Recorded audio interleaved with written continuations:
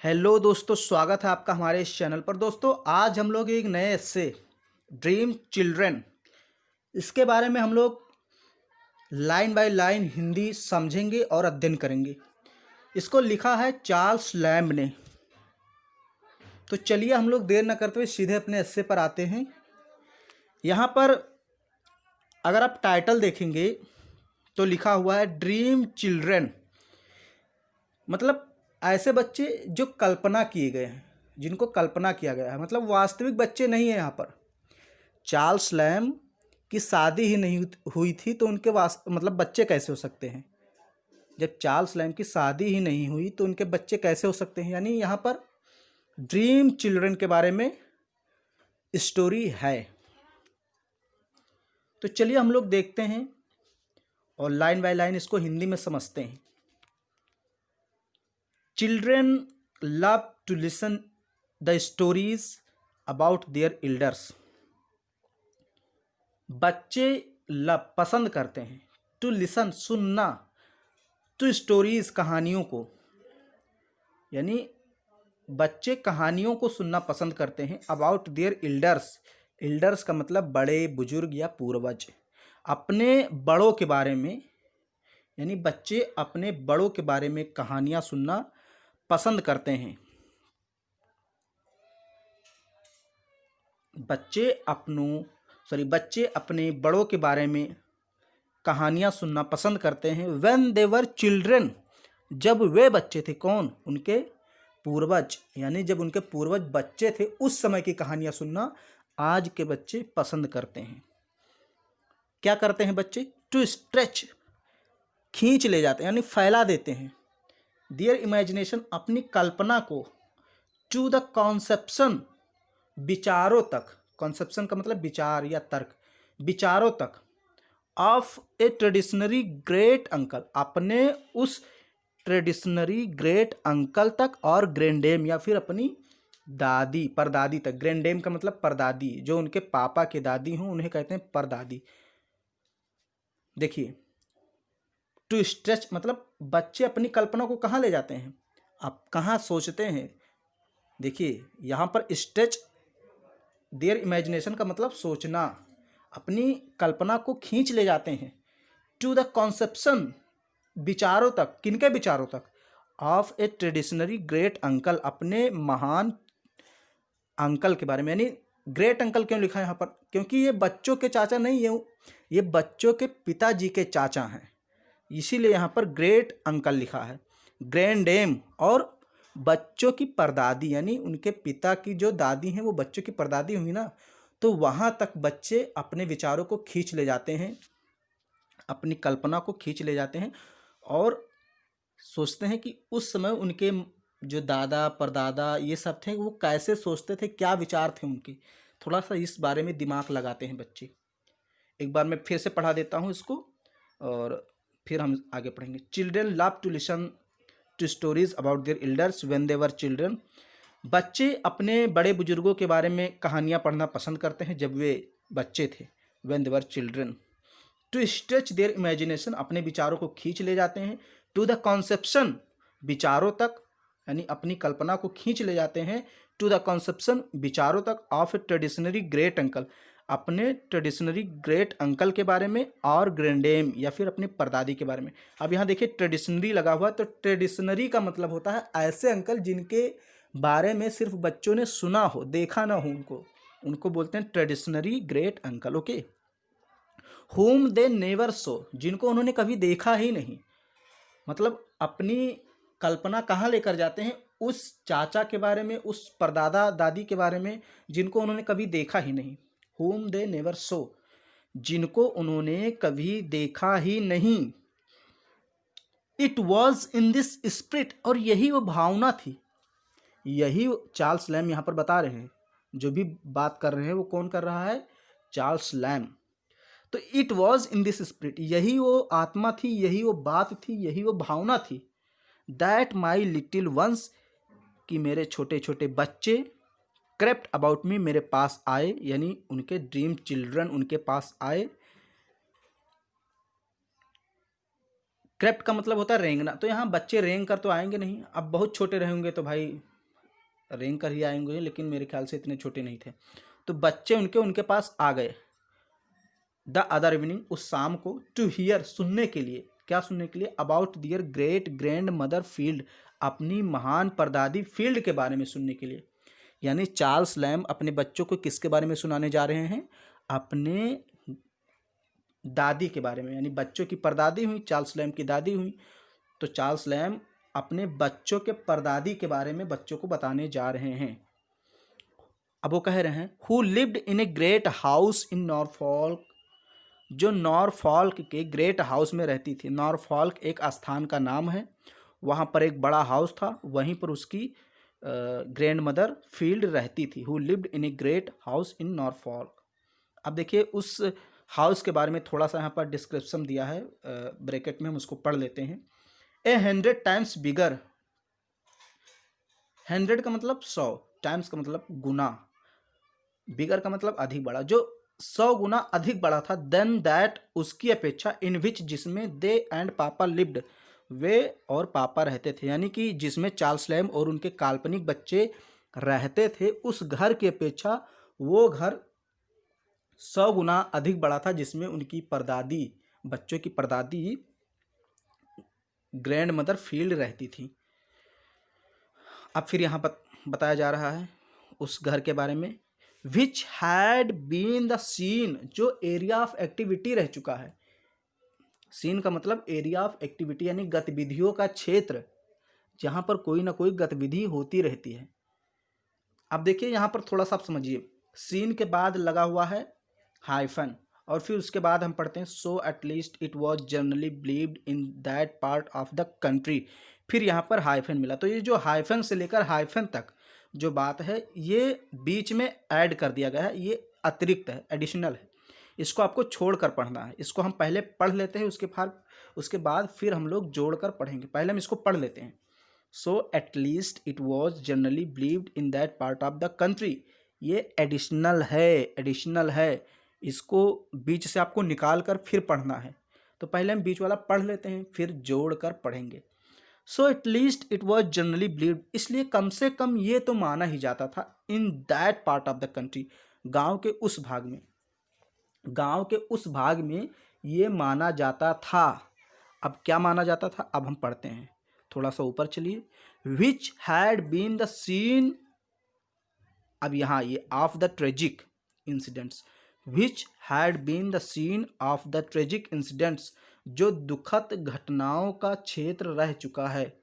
विच, जो, had been, रह चुका था, द सीन, क्षेत्र, ऑफ, का, द ट्रेजिक इंसिडेंट्स, दुखद घटनाओं का, इंसिडेंट्स का मतलब घटनाएं, ट्रेजिक मतलब दुखद घटनाओं का क्षेत्र रह चुका था। जिस घर में उसकी परदादी रहती थी वो क्या था, दुखद घटनाओं का क्षेत्र रह चुका था, यानी वहाँ कोई ना कोई दुखद घटना हुई थी। अब वो कौन सी दुखद घटना हुई थी हम लोग आगे पढ़ेंगे। Which they had lately become familiar, जिससे वे बाद में परिचित हुए। विद फ्रॉम द बैलेड से, ऑफ द चिल्ड्रन, बच्चों के, इन द वुड, जंगल में बच्चों के बैलेड से उनको बाद में उस चीज़ के बारे में पता चला, उस कहानी के बारे में। अब देखिए यहाँ पर थोड़ी सी एक छोटी सी कहानी है, मैं पहले बता देता हूँ, बाद में मैं पढ़ाऊँगा, लिखा भी है लेकिन मैं थोड़ा सा बता देता हूँ। यहाँ पर 2 बच्चों की कहानी बता रहे हैं चार्ल्स लैम्ब अपने ड्रीम चिल्ड्रन बच्चों को। 2 बच्चों के बारे में कहानी कौन बता रहा है, चार्ल्स लैम्ब। देखिए 2 बच्चे थे, जंगल में उन बच्चों को उनके एक चाचा ने, उन दोनों बच्चों को उनके चाचा ने मार दिया था जंगल में, या हम कहें मरवा दिया था या मार दिया था। उनके निर्दयी चाचा ने उन बच्चों को मार दिया था और जंगल में ही फेंक दिया था, डेड बॉडी को ढका भी नहीं था। बाद में रॉबिन रेडब्रीस्ट नामक एक पक्षी ने सूखी पत्तियों की मदद से उनको ढक दिया, उनकी डेड बॉडी को। तो यही वो कहानी थी। तो अब हम लोग पढ़ते हैं, तो वही कह रहा है, which had been the scene of the tragic incidents, जो दुखद घटनाओं का एरिया रह चुका था। Which they had lately become familiar, जिनको बाद में पता चला या जिनके बारे में उनको बाद में पता चला। फैमिलियर का मतलब परिचित होना या पता चलना। Which they had lately become familiar, जिसके बारे में उनको बाद में पता चला, विद द फ्रॉम बैलेड, यानी फ्रॉम बैलेड, देखिए बैलेड होता है शोक गीत, यानी उस गीत से, ऑफ द चिल्ड्रन, बच्चों के, इन द वुड, जंगल में, जंगल में जो बच्चे थे उनके बैलेड्स को जब चार्ल्स लैम्ब ने पढ़ा तो उस घटना के बारे में जान पाए। अब देखिए बाकी सब कुछ यहाँ नीचे लिखा हुआ है कि वो कौन सी घटना थी। सर्टेन इट इज, निश्चित रूप से ये है, the history of the whole story of the children, उन बच्चों के बारे में, एंड देयर क्रूल अंकल, और उनके निर्दयी चाचा के बारे में। Certain it is that the whole story, निश्चित रूप से पूरी की पूरी स्टोरी जो है, होल स्टोरी का मतलब पूरी की पूरी जो स्टोरी है वो किसके बारे में है, ऑफ द चिल्ड्रन, बच्चों के बारे में, एंड देयर क्रूल अंकल, और उनके निर्दयी चाचा के बारे में, वॉज टू बी सीन, और ये देखी जा सकती है, ये देखी जा सकती है, पूरी की पूरी स्टोरी देखी जा सकती है, फेयरली, सुंदर रूप से, कार्व्ड आउट, उकेरे गए हैं, लिखे हुए। कार्व्ड आउट का मतलब जैसे जब पत्थर पर कोई चीज़ लिखा जाता है तो उसे कार्व कहते हैं, मतलब उकेरना। तो ये पूरी की पूरी जो स्टोरी है बच्चों के बारे में और उनके निर्दयी चाचा के बारे में, to be seen fairly carved out, वो अच्छे से देखी जा सकती है, इन वुड, लकड़ी पर, upon the chimney piece, chimney piece के लकड़ी पर, of the great hall, great hall के, ग्रेट हॉल में, यानी जहाँ उसकी चार्ल्स लैम्ब की जहाँ परदादी रहती थी, सॉरी चार्ल्स लैम्ब की दादी, परदादी तो उनके बच्चों की हुई, तो जहाँ चार्ल्स लैम्ब की दादी रहती थी यानी बच्चों की परदादी रहती थी ग्रेट हॉल में, उस ग्रेट हॉल में एक चिमनी पीस लगा हुआ था, चिमनी मतलब धुआं हुआ निकालने वाला चिमनी टाइप का लगा हुआ था, उस चिमनी पर एक लकड़ी का बोर्ड लगा हुआ था, सीट लगी हुई थी, उस सीट पर यह कहानी लिखी हुई थी दो बच्चों की और उनके निर्दयी चाचा की। तो जब चार्ल्स लैम्ब उस घर में गए तो उन्होंने देखा, कहानी पढ़ी, तो उनको उस बच्चे, उन स्टोरी के बारे में पता चला।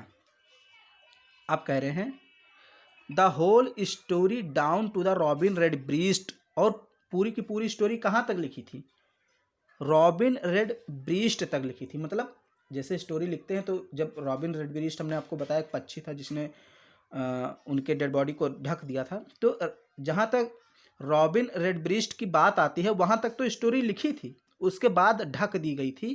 कैसे ढक दी गई थी, एक अमीर मूर्ख जो वहाँ का ओनर था, उस घर का मालिक था, उसने क्या किया, वहाँ पर एक मार्बल लगा दिया, उसके आगे की स्टोरी जो लिखी हुई थी वहाँ पर एक मार्बल लगा दिया, और उसके आगे की स्टोरी फिर हम नहीं देखी जा सकती, मतलब रॉबिन रेडब्रीस्ट तक देख सकते थे आप स्टोरी, उसके बाद ढक गई थी।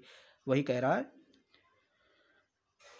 The whole story down to the robin redbreast, यानी पूरी की पूरी स्टोरी रॉबिन रेडब्रीस्ट तक थी, टिल, और उसके आगे ए फुलिश रिच पर्सन, एक मूर्ख धनी व्यक्ति ने, पुल्ड इट डाउन, उसे बर्बाद कर दिया। कैसे बर्बाद किया, टू सेटअप, सेटअप का मतलब लगा दिया, स्थापित कर दिया, ए मार्बल, एक पत्थर लगा दिया, वन ऑफ मॉडर्न इन्वेंशन, आधुनिक आविष्कार का। पहले पत्थर चलते नहीं थे मॉडर्न वाले, जो टाइल्स वगैरह है या मार्बल है, तो आज के जो टाइल्स या मार्बल चलते हैं उनको उस समय उसने क्या कर दिया था, लगा दिया था। इन इट्स स्टीड, उसके स्थान पर, यानी जो स्टोरी थी, आगे की स्टोरी, रॉबिन रेडब्रीस्ट के आगे की स्टोरी थी, वहाँ पर एक मार्बल लगा दिया था उसने, with no story upon it, और अब उसके ऊपर कोई स्टोरी नहीं थी। अब देखिए दोस्तों, हियर, यहाँ पर एलिस, एलिस जो चार्ल्स लैम्ब की काल्पनिक पुत्री है उसका नाम है। हियर एलिस, यहाँ पर Alice put out one of her dear mother's look, अपने प्रिय माता का लुक धारण कर लेती है, यानी कि उसके जैसा चेहरा वो बनाती है। यहाँ पर जो एलिस है वो अपने माता के जैसा हाव भाव अपने चेहरे पर लाती है। टू टेंडर, और बहुत ज़्यादा कोमल हो जाती है, to be called upbraiding, कि वो फटकार भी नहीं सकती, इतनी ज़्यादा, मतलब देखिए उसकी माता जब गुस्सा होती थी ना तो मतलब एकदम चेहरा बहुत गुस्सालू हो जाता था, लेकिन वो इतनी टेंडर होती थी, इतनी कोमल होती थी कि बच्चों को डांट फटकार नहीं पाती थी।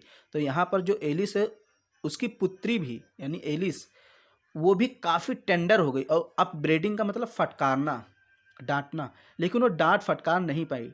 टू बी कॉल्ड अपब्रेडिंग, कॉल्ड का मतलब कहना, अपब्रेडिंग का मतलब फटकार, यानी फटकार लगाना, तो फटकार नहीं लगा पाई। देखिए यहाँ पर TOO लगा है, इसका मतलब होता है अत्यधिक, इतना जितना कि नहीं होना चाहिए।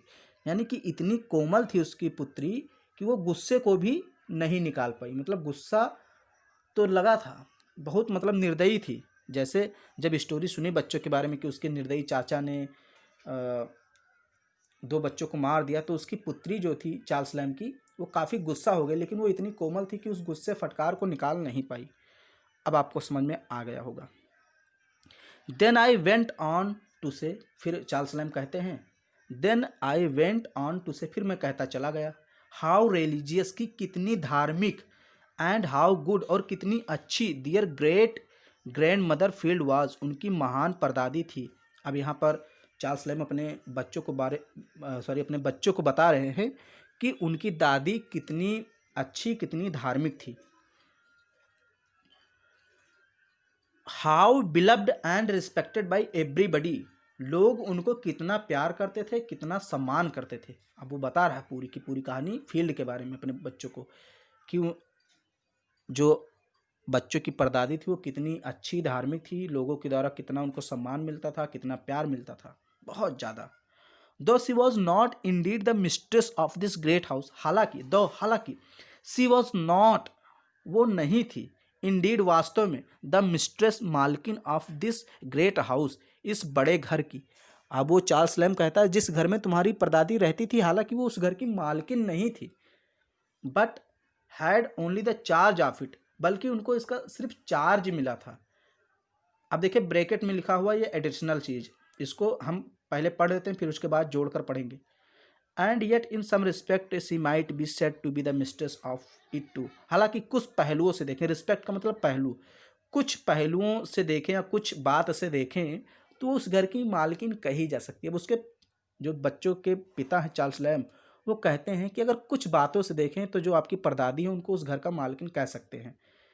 फिर कह रहा है, अब हम इसको जोड़कर पढ़ेंगे, कमिटेड से जोड़ देंगे, फिर हम शुरू करते हैं। But had only the charge of it, बल्कि उनको सिर्फ इसका चार्ज मिला था, यानी कि वो उस घर की मालकिन नहीं थी। But had only the charge of it, बल्कि उनको इसका चार्ज कमिटेड मिला था, टू हर, उनको यानी उनकी दादी को, कमिटेड मतलब दिया गया था, चार्ज का मतलब कार्यभार, यानी उनको इस घर का चार्ज सौंपा गया था, कमिटेड मतलब दिया गया था, सौंपा गया था, टू हर, उनकी दादी को, बाय द ओनर, उस घर के मालिक के द्वारा।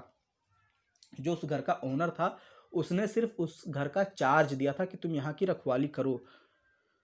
हु प्रिफर्ड, जिसने रहना पसंद किया, हु प्रिफर्ड लिविंग, जिसने रहना पसंद किया, in a newer and more fashionable mansion, mansion का मतलब महल या भवन, जिसने अधिक नए, न्यूअर का मतलब अधिक नए, मोर फैशनेबल अधिक फैशन वाला, जिसने अधिक नए और अधिक फैशन वाले घर में रहने का निर्णय लिया या पसंद किया। वहाँ का जो मालिक था उसने एक नया घर खरीदा था और वो अब उस घर में रहने लगा था, जो बहुत ज़्यादा फैशनेबल था, इसलिए उस घर का, पुराने घर का चार्ज उसकी परदादी को दे दिया था। तो वही कह रहा, who preferred living in a newer and more fashionable mention, जो अब एक नए और फैशनेबल घर में रहने लगा था, विच ही हैड परचेज्ड, जिसने उसको खरीदा था, समवेयर कहीं, इन द एडजॉइनिंग कंट्री, पास के ही गांव में या पड़ोस के ही गांव में। जो उस घर का मालिक था, पुराने वाले घर का, उस घर के मालिक ने एक नया घर खरीदा पड़ोस के ही गांव में। एडजॉइनिंग कंट्री, कंट्री मीन्स यहाँ पर देहात यानी ग्रामीण इलाका, यानी जो पड़ोस का गांव था, एडजॉइनिंग कंट्री था, उसमें एक नया घर खरीदा और वहाँ वो रहने लगा, और पुराने घर का चार्ज बच्चों की परदादी को दे दिया था। ये बात कौन बता रहा है? Charles Lamb. But still she lived it, but still, लेकिन फिर भी, सी लिव्ड, वो रहती थी। अब चार्ल्स लैम्ब कह रहे हैं लेकिन फिर भी उनको चार्ज मिला था, उनको उस घर के रखवाली का चार्ज मिला था, ये बात सही है, चार्ल्स लैम्ब कह रहे हैं। बट लेकिन फिर भी, सी लिव्ड इन, वो इसमें रहती थी, इन ए मैनर, इस तरीके से, as if he had been her own, जैसे कि वो उनका खुद का हो। वो इस घर में ऐसे रहती थी जैसे कि वो उनका खुद का हो। And kept up the dignity, kept का मतलब रखना, केप्ट अप और बनाए रखा, उन्होंने बनाए रखा, द डिग्निटी का मतलब सम्मान, वैभव को, शान को, ऑफ द ग्रेट हाउस, उस घर के, उस बड़े घर के शान को, वैभव को, सम्मान को उन्होंने बनाए रखा। In a short while she lived, जब तक कि, तब तक कि वो मरे नहीं, यानी तब तक, जब तक कि उनकी परदादी मरी नहीं तब तक उस घर की शान उन्होंने, सम्मान, वैभव सब कुछ बनाए रखा।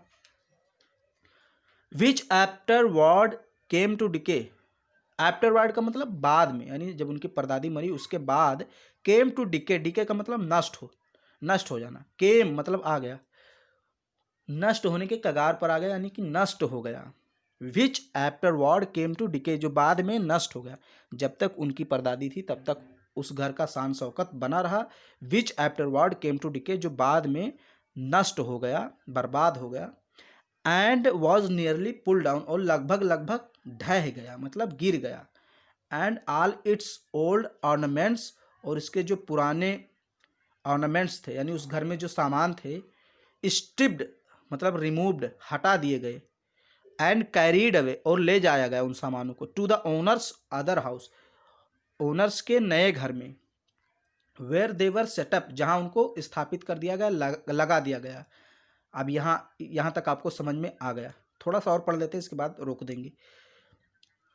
And looked as awkward as if, वो इतने भद्दे लगते थे, जो पुराने घर के सामान थे जब नए घर में लगा दोगे तो एकदम भद्दे लगेंगे ही, तो awkward का मतलब भद्दा।